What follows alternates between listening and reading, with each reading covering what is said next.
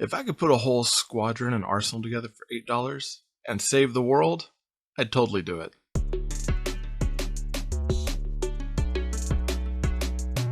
Hey toy fans, so I'm here with another one of our Final Faction runs. So the last time we did Final Faction, we did the Karn, and I went ahead and just looked at all three of the main figures that come out, and then the 3 weapons packs that came with them. With the humans, we have 5 characters and only 3 weapons packs, and I wanted to go over each one of them for this review. So we got Sergeant Ruck, we got Specialist Shift, got Sergeant Steel, and then we've got Master Sergeant Steadfast, who's in charge of them, and then the Augmented Combat Rescue Mech, which is the ACRM, and then of course out of that we end up with 3 weapons packs. We got one for Covert Ops, one for Air Assault, and one for heavy arms. So all of this $8, pretty inexpensive. We're going to jump into it. If it's anything like the Karn, I have a feeling they're going to be phenomenal. And as I've been talking to the people who are helping produce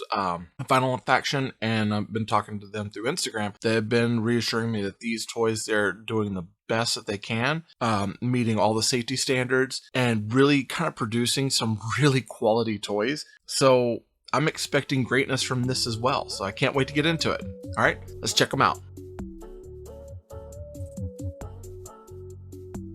And of course, this is the entire run of the Alpha Team 1 from Final Faction. Now, these are the humanoid characters that fight against the alien invaders that have been buried in the moon, and they come in all sorts of shapes and sizes with different weapons and, of course, different specialties. Now, there were so many in this first wave. Keep in mind, we have 5 human characters and then 3 add-on packs. And one of the things that I was told with the Final Faction run, especially when they get into vehicles and such, is that how they're going to approach this is they're going to give you one figure or vehicle, and then you can choose to get a weapons pack to add to it. And that way they can cut down on cost, and you're still getting like a vehicle or a figure that's of good quality, and then you can add stuff to it later. So those kids that, let's say they want to save up their dollars to get something, they have a choice. They can get a good quality figure that has a few accessories with it, and if they want, they could either add accessories to them or get another figure.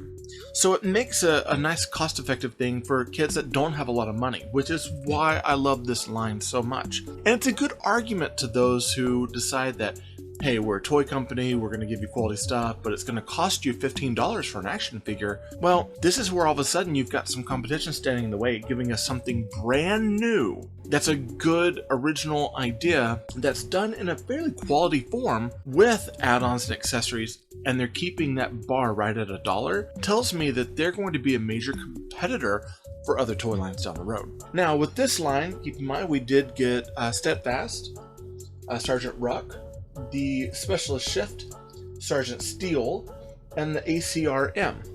With that, we have the Covert Ops pack, the Heavy Arms pack, and the Air Assault.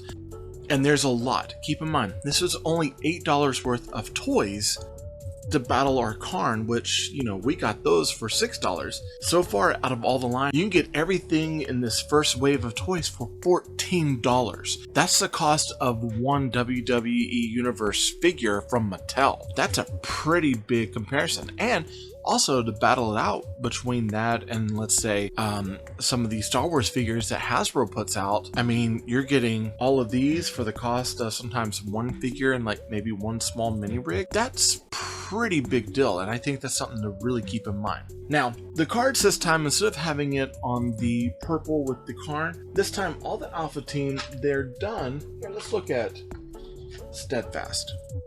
They're done with their course character profile, the Final Faction logo at the top, and we got this kind of alien looking thing coming out here, but we can tell the difference between the good guys and bad guys because the good guys are done in warm colors. So you've got your red and oranges, and of course you got your humanoid character there. Going to the back, like all of them, we're going to get, of course, a little bio card about the person. We're going to have all the figures in the line, and then we're going to get some stats about it. So as you play, you can actually kind of learn some math in there, and being a STEM teacher, wanting to have, you know, play and math and science all involved, this kind of hits on all those levels, and it makes me so happy to see that kids could actually get into some statistics at being such a young age. But that's just my teacher hopefulness. Also looking at the covert ops sets. Much like we have with the others, we got, of course, a whole weapons pack, and it'll tell us covert ops on the bottom. And then if you go to the back, it actually has actual names for all the items. So all these were fairly thought out. It's not something that's just like one item that's like, oh, brazing gun or something like that. It's actually an item that has some sort of significance to it. Now, I was looking at this piece right here, and I have a feeling that we're supposed to tie string to that. Now, it didn't come with string, but it doesn't mean you can't find some. Now, that's all I gotta say about the packaging. Packaging isn't gonna tell us really anything else except that each one of these has a bio card. What we need to do is we need to get them out and see what's inside. You have to keep in mind, at this point, this is the team without any of the add-ons, okay? So this is just a team with what comes with them inside the package.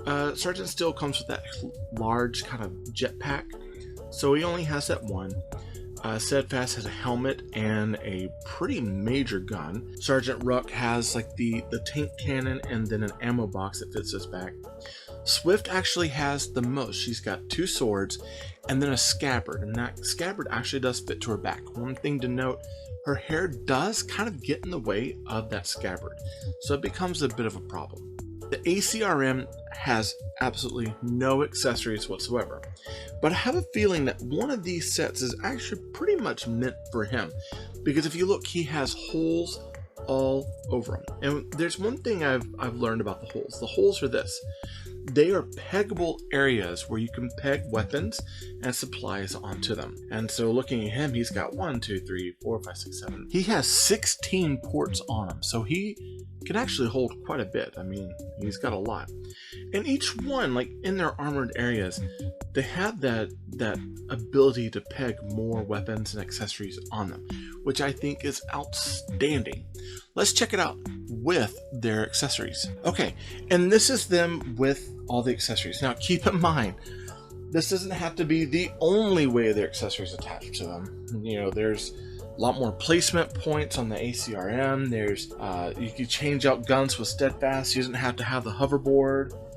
There's a drone that can go to someone else. There's a grappling hook down here that can, you know, doesn't have to go with steel. He can go over with shift. Doesn't have to have the block weapons or the helmet, though.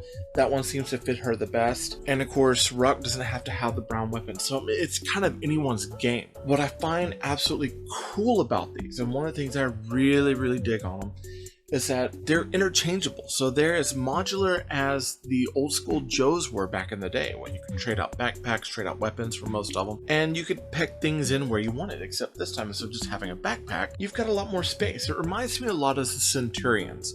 And the Centurions had all the portholes on them where you could snap equipment onto them. Now, as I dug into this set, there were a few things I really, really wanted to have. And if you look down the floor, especially here, we've got some extra weapons. Well, one of the things I really felt that we should have for some of these weapons, we should have had a peg on. Because if we had a peg, we could sling it onto their back or even onto their forearms, so that you had some extra room to attach weapons to them. With a lot of these, you know, you can get a couple extra sets. So like, you know, what's on the ACRM, you could also put on Sergeant Ruck. But it's one of those where, you know, you're gonna end up with some extra weapons. Not everyone can hold absolutely everything that comes in these packs. And I'm appreciative that we've got those choices.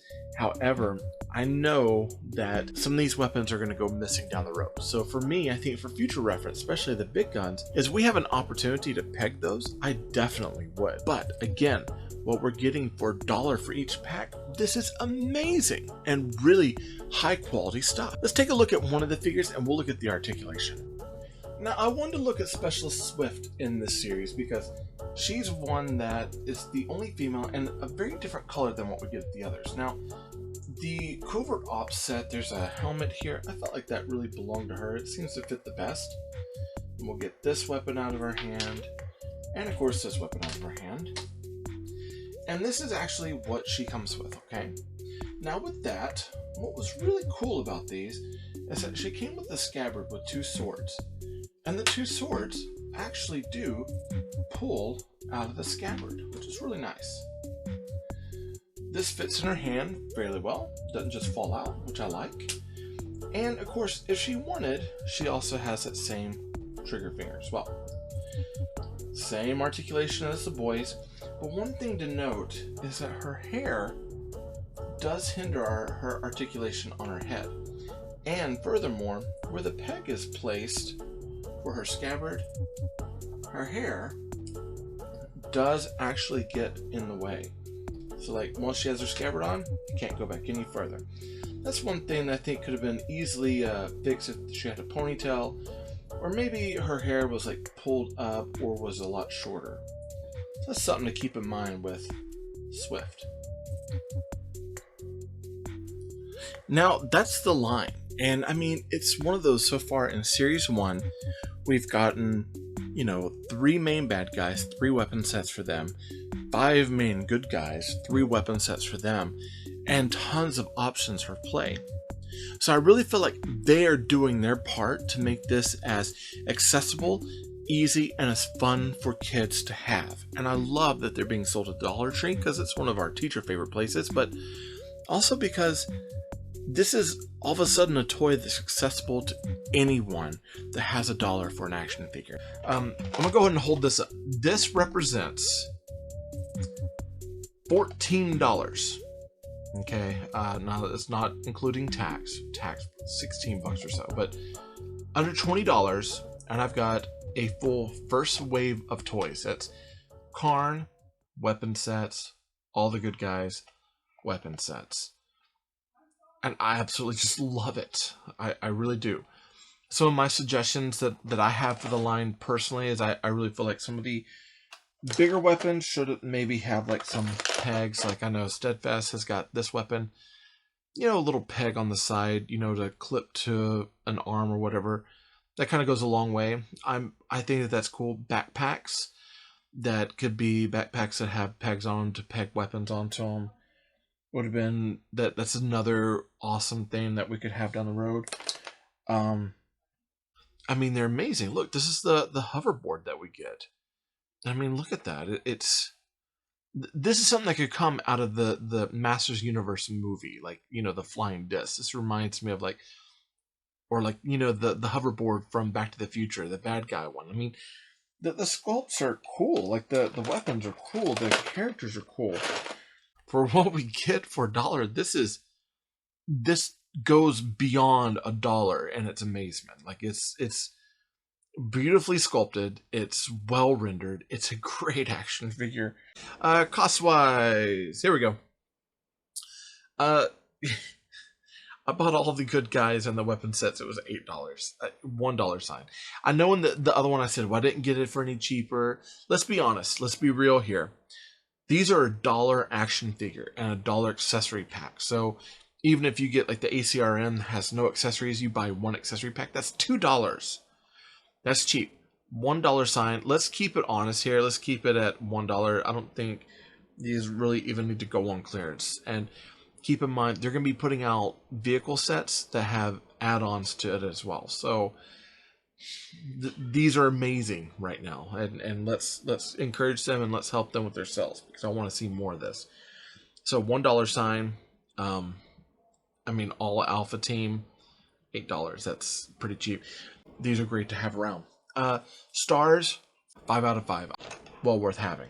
Okay, so remember, they're not dolls, they're action figures, and actually a whole line of action figure for very inexpensive that are modular. Oh my god, I'm gonna go play with these right now. This episode of Tay Ray Gun was sponsored by Marvin Dog Media.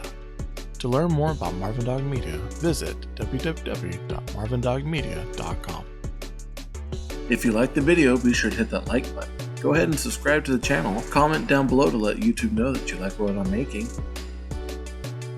And be sure to hit that bell notification so you get updates to future content.